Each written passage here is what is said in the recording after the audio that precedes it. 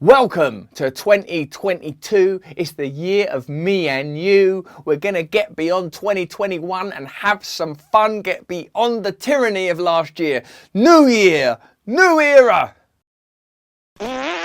Happy New Year, you 4.5 million wonders. This is a new start. We're going to do it differently this time. We're going to come together. We're not going to be distracted by the bombardment of separating, conflict-creating narratives sent down from the powerful like toxic rain upon us.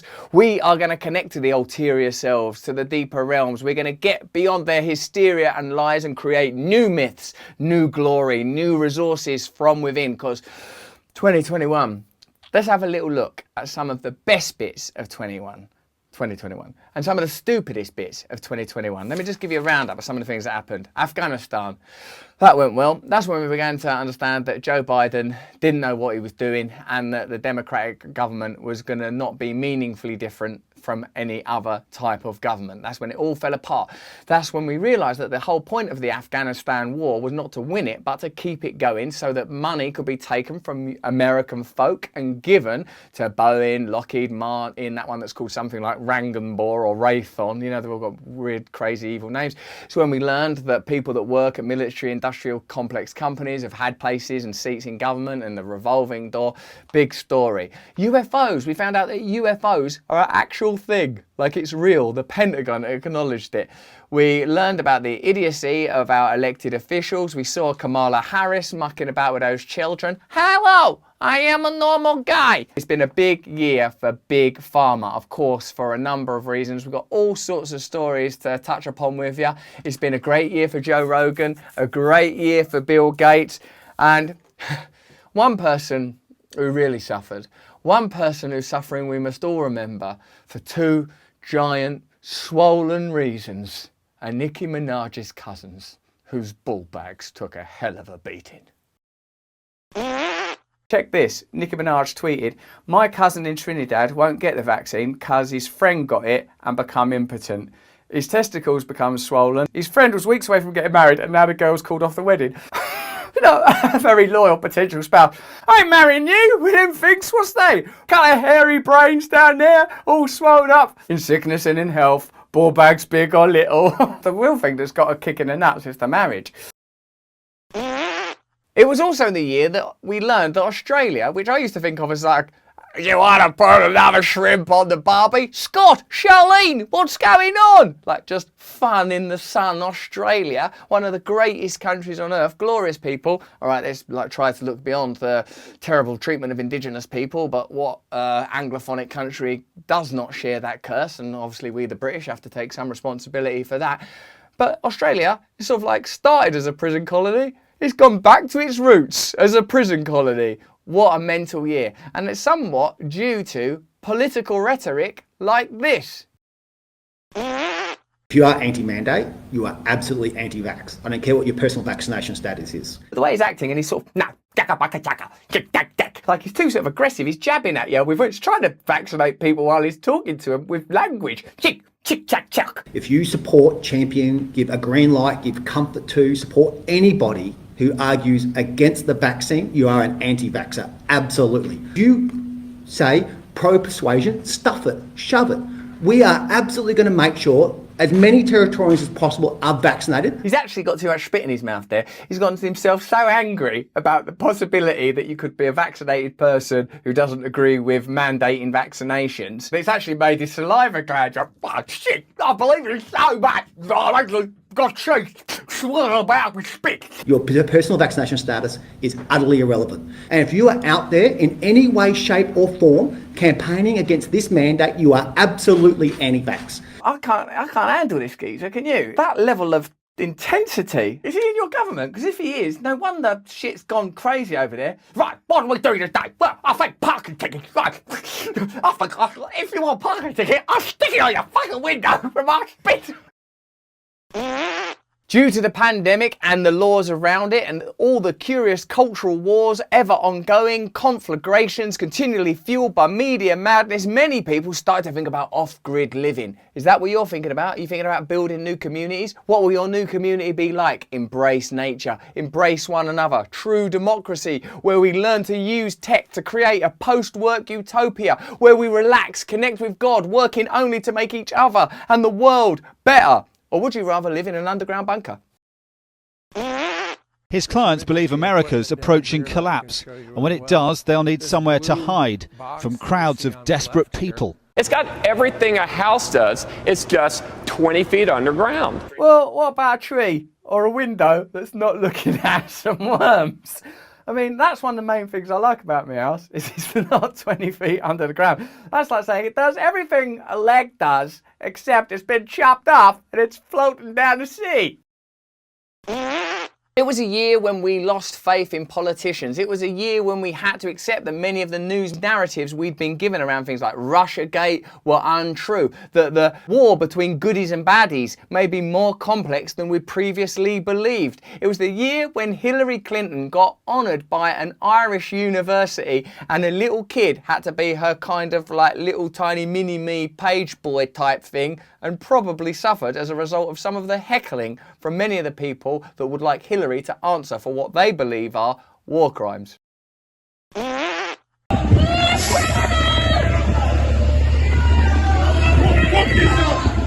Wonder what that little kid, like, presumably that little kid was going, what was that stuff? What was shouting? What it is some people think that Hillary Clinton's a war criminal. Why is that? Well, because there were various wars and foreign campaigns during the time she was in various government offices in her time. Right, what were these wars? Okay, well, there's quite a lot of them, actually. There was always at least one going on.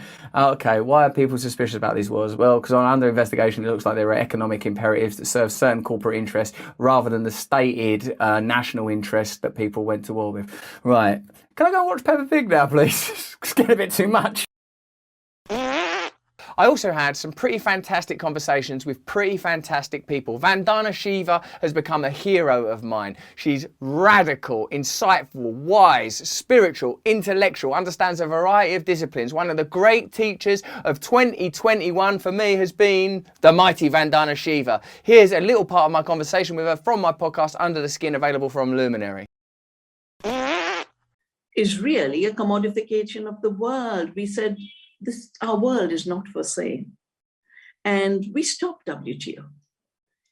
And it was interesting. Immediately, the Commerce Secretary of US wrote an article in the Herald Tribune. Anti-globalization activists are terrorists. And from that time onwards, new attacks started on democracy. A young man was killed in Genova. And these are histories that we need to remember, that there has been a shift in the role of governments, which were of the people, by the people, for the people, with their corruption. I'm not saying they were pure, corrupt, but the corruption was limited because the power of money was limited. The mining money was very little compared to the money of the Monsantos. Now you have governments that are of the corporations, by the corporations, and for the corporations.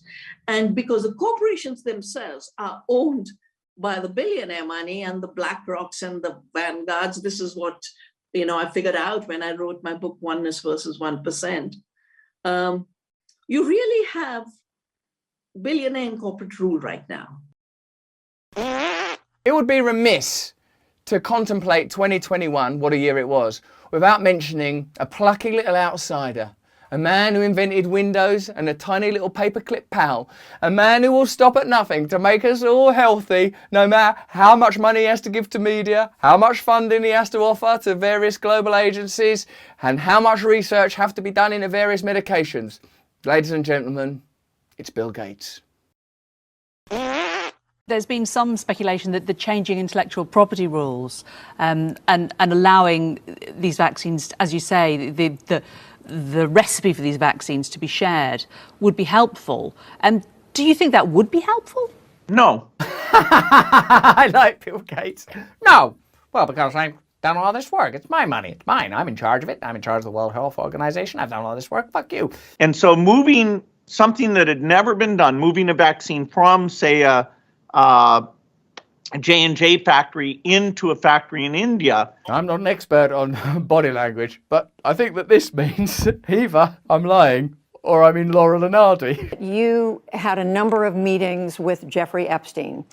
What did you know about him when you were meeting with him, as you've said yourself, in the hopes of raising money? I regret doing that. He had relationships with people he said, would give to global health, which is a interest I have. Not nearly enough philanthropy goes in that direction. You've got to get more philanthropy going in that direction, and the people to help with philanthropy. Perverts! Step this way! He just thought Jeffrey would be able to help him and that he would know the right people or some kind of way to massage things so he could get the Nobel Peace Prize. Like, if you're Bill Gates, you've got to know everybody, haven't you? You're loaded, you're one of the richest people in the world. Hello, it's Bill Gates on the line. Who? Bill Gates, you know your computer. Wait a minute, let me look at it. You see that thing, Windows? Yeah, I'm looking at it now. Oh, I'm looking at that little paperclip geezer. Yeah, that's him. I'm him. I'm the little paperclip geezer. Can I come round to your house for a meeting? No, I'm too busy. I'm friends with Jeffrey Epstein. Oh, well, why didn't you say so, sir? Put a kettle on!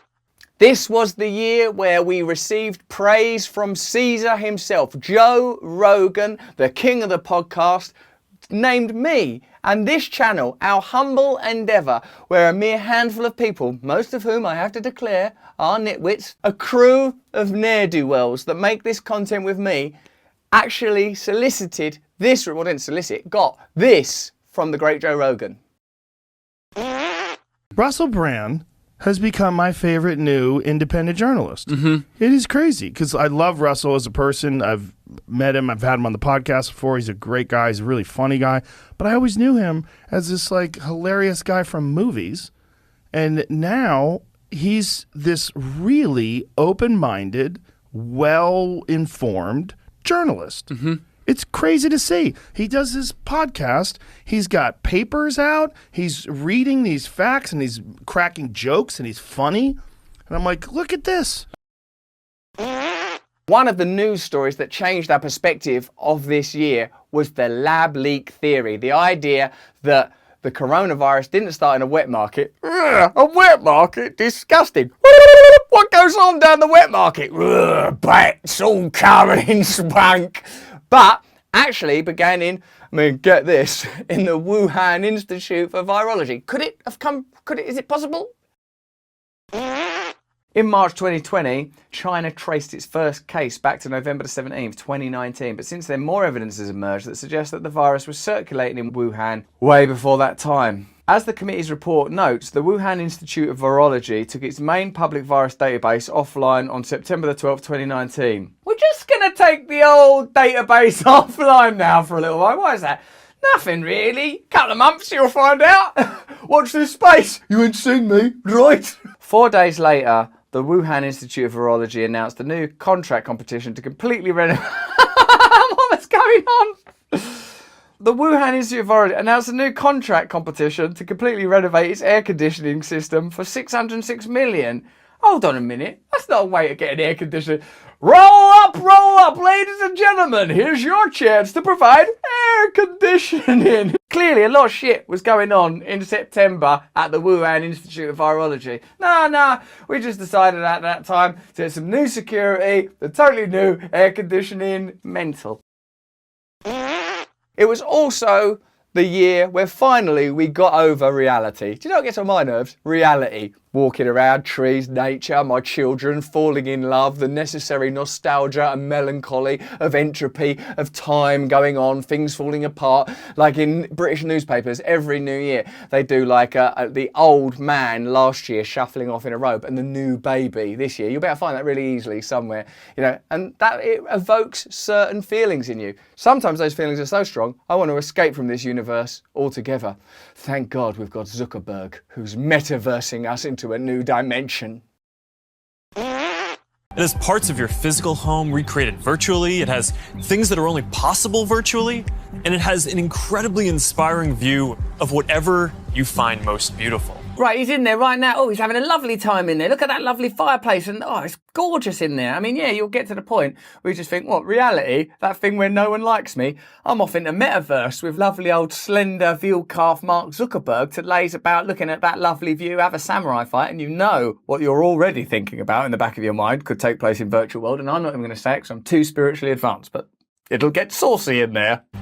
Hey, are you coming? Well, let me clarify, because there are a million uses for this, and that is definitely one of them. Yeah, just gotta find something to wear. You can actually do more than you could in your regular work setup. And on top of all that, you can keep wearing your favorite sweatpants. I don't think you should be keeping them on, not after what you've been doing in the metaverse. Dropping our daily commutes will mean less time stuck in traffic and more time doing things that matter. And it'll be good for the environment. The environment? We don't need the environment no more. We've got a metaverse. Fuck the environment.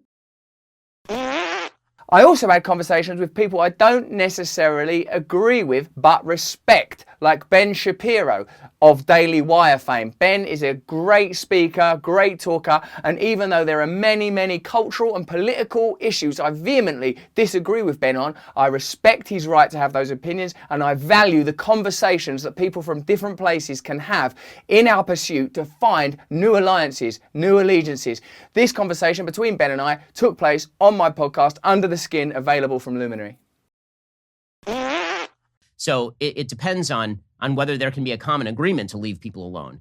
And I think that agreement is pretty much what is missing right now. If you are an adult and you choose to live however you want to live, and you're not bothering me, I may disagree with what you do. I may think that what you're doing is religiously sinful. I may think that on a non-religious level, you are living a dissolute life and that you could be doing better with your life. But I also understand that you're an adult and you have the capacity to build your own life.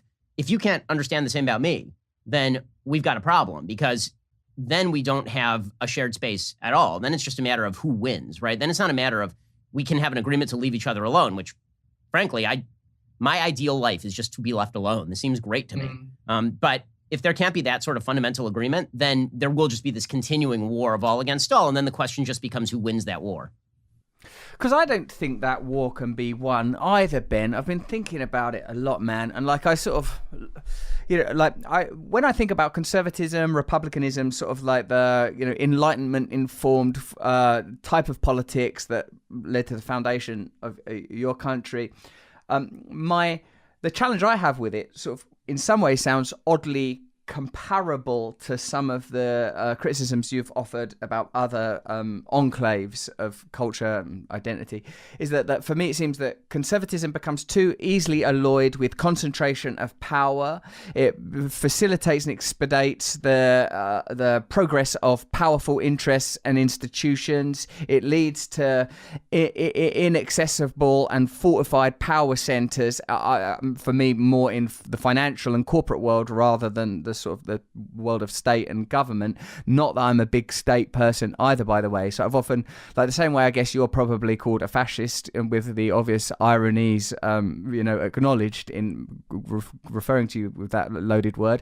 I'm kind of sometimes called a communist, and I think, well, I don't believe that there should be centralized state power at all. That's something I really strongly disavow. If anything, I'm trying to find some fusion between anarchism in a literal sense, i.e. sort of small collectives that are democratically run, and libertarianism, where the rights of the individual are honoured. One song, one theme, one logo defined this year. One new lyric emerged to become the king of jingles. Let's go, Brandon. Thank you to all of our partners. Oh my God, it's just such an unbelievable moment. Brandon, you also told me, as you can hear the chants from the crowd, let's go, Brandon. Brandon, you told me you were going to kind of hang back those first two stages and just watch and learn. I never heard the words fuck Joe Biden more clearly than as it's being chanted by that NASCAR crowd right there. It actually means F Joe Biden. What? Pete Muntean with us here on this. What's going on? Already, before you said a word, this geezer, he looks like he's just been really shocked. Like someone's like, why don't we do a shit in your cornflakes? Well, I just think the shit in someone's cornflakes is the worst thing you can do. Now, this is not the only incident like this, just ones that passengers have heard. The United Airlines Pilot Union sent a memo to all of its pilots just last week saying to not use the emergency frequency that pilots use, typically not for screwing around, to say this "let's go Brandon" phrase. They're using it to say it to each other. Hey, let's get on the old emergency thing.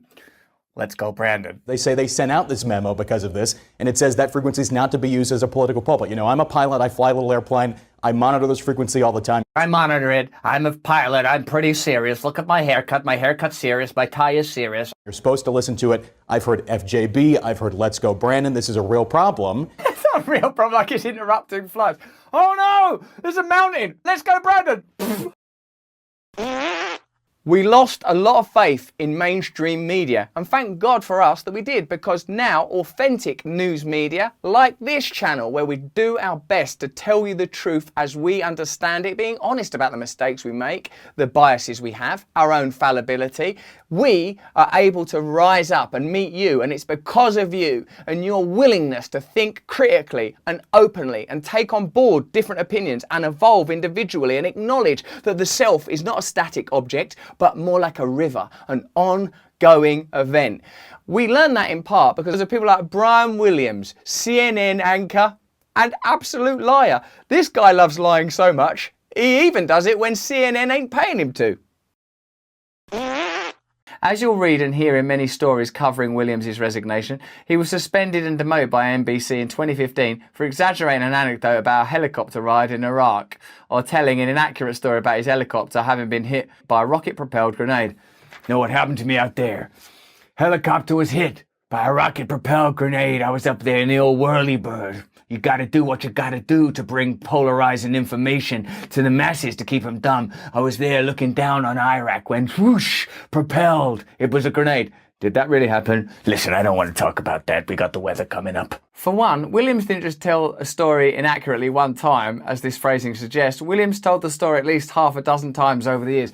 Can anybody remember that time I was in that whirly-bird and the grenade? Yeah, he's telling us that yesterday. Yeah, I know, but I was up there trying to bring polarizing news. Yeah, you told us that. Yeah, but this time, the Taliban was up there, and ISIS, and they was all up there, and they was ganging on me, and they was trying to inject me, baby, with COVID. Brian, we've heard this story, and each time you add a new bit to it, embellishing its details with each retelling, till he eventually started claiming it was his helicopter. Did you know that was my helicopter? I saved up from when I was a boy. I had a dream. All I wanted was my own whirly-bird. I saved up putting pennies in a jar, flew it myself. I could have gone to Top Gun. Of course, my best friend Goose, he died. I went back in a white hat. I was an officer and a gentleman. I drove away. Love lift me up where I belong. Reports dug up examples independently anyway, that he was at the Berlin Wall when it fell. You know, when the Berlin Wall came down, I was there. I remember I took a hammer out of my pocket. I made the first hole. In fact, I used the tip of my dick. I fucked that wall. One of the other great holidays that we did commemorate this year was Black Friday. The possibility of a cheap scooter. Will that be the solution? I got no place else to scoot. After worries that must-have gifts would be hard to find. Must-have gift is an oxymoron. I gotta have those must-have gifts. That's against the whole idea of a gift. They're not must-haves. A gift is a sort of a benefit, a boon, a bonus. You don't must have them. I must have that gift. That's like one of the children out of Charlie and the Chocolate Factory that turns into a blueberry. That included chartering their own ships to bring in goods from overseas. They're bringing in their own ships. There's all this stuff going on. The world's falling apart. There's poverty. There's inequality. Quick, get some ships. We gotta get those fucking scooters over here quick, smart. This is a must-have gift. Target and Costco did the same. As for the consumer, how much do you think we're struggling? I don't know. I'm completely out of touch with your struggle. Well, we really see a strong consumer around the country. What is this language? I see a strong consumer around the country. What, like John Bunyan with his axe?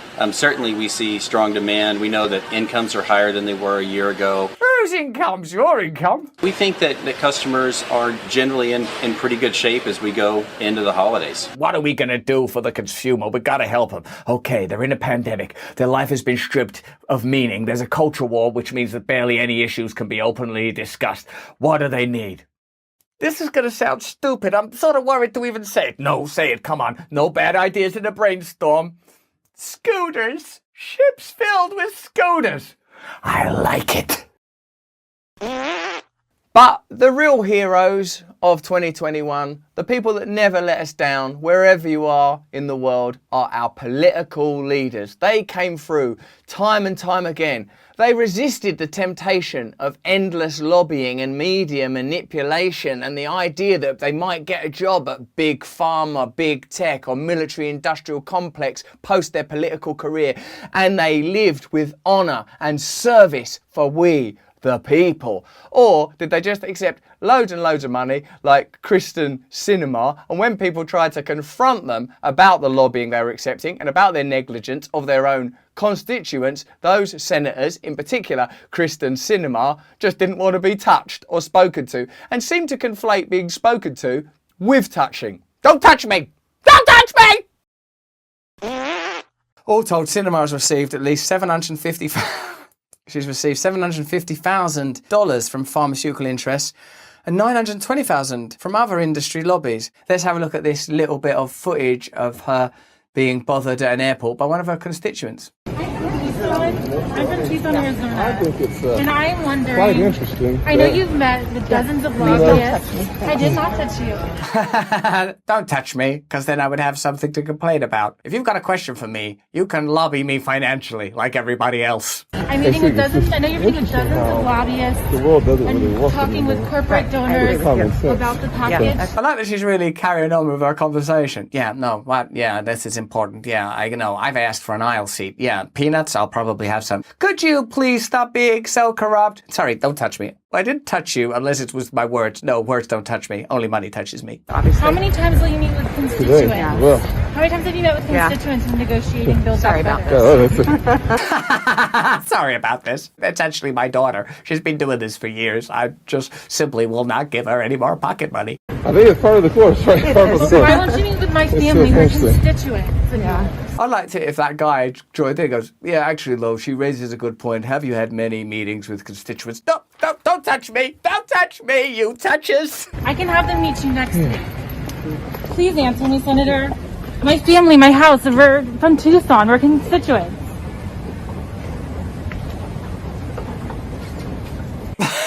Could there be a better visual metaphor for the relationship between elected officials and politicians than a congresswoman ascending a staircase made of mechanical magic while the constituent stands at the bottom? Please answer me. I live in Tucson. I live in Tucson, Arizona. Excuse me. Sorry about this. Don't touch me. It might have been the year where the Great Reset became a great reality, but what are your thoughts on that? Does this stuff seem legit to you?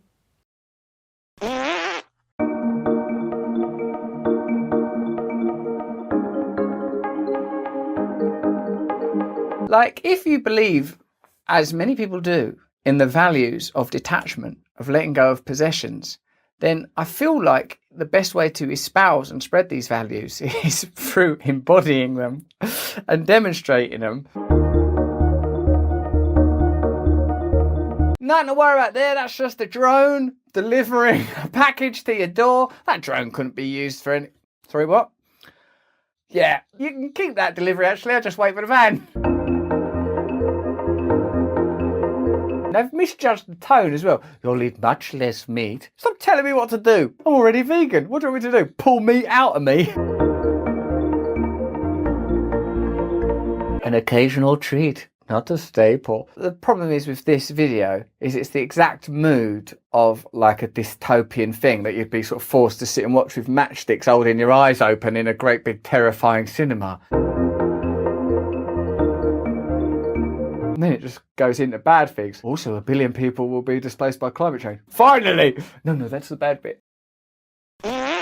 Whatever you thought of 2021, it was a year of a lot of suffering, but a year of a lot of revelation. It was the year when we learned that 90% of all work could stop and it doesn't make a blind bit of difference, that most of the economy is a self-sustaining illusion, that you can change reality overnight if you want to. Imagine if we put all that will and collective power together. Imagine if we rose an army 4.5 million strong with a new vision where we look beyond the divide and conquer tactics, come together to create a new confederacy, a new globe, a new era where we can be free together against the elites. Welcome to 22, you glorious wonders. It's going to be a great year for all of us. But that's just what I think. What do you think 2022 is going to be like? Hit me up in the comments below. Let's keep this conversation going. Without you, it's nothing. Give us a thumbs up. Subscribe if you want to come see me live. I'm all over the UK. You could be with me in as little as 4 weeks in Hammersmith and other gigs. Have a look at the link in the description. We can be together in the same space forever. Sign up to my mailing list, why don't you? I can send you weekly bulletins on the regular, tell you what I'm thinking, tell you what I'm learning. If you like this video, have a look at this one. Merry Christmas. And if you need to learn to meditate, sign up to my side channel, Awakening with Russell Brand, and watch a lot of the great well-being content we create over there. Most important of all, in 2022, stay free.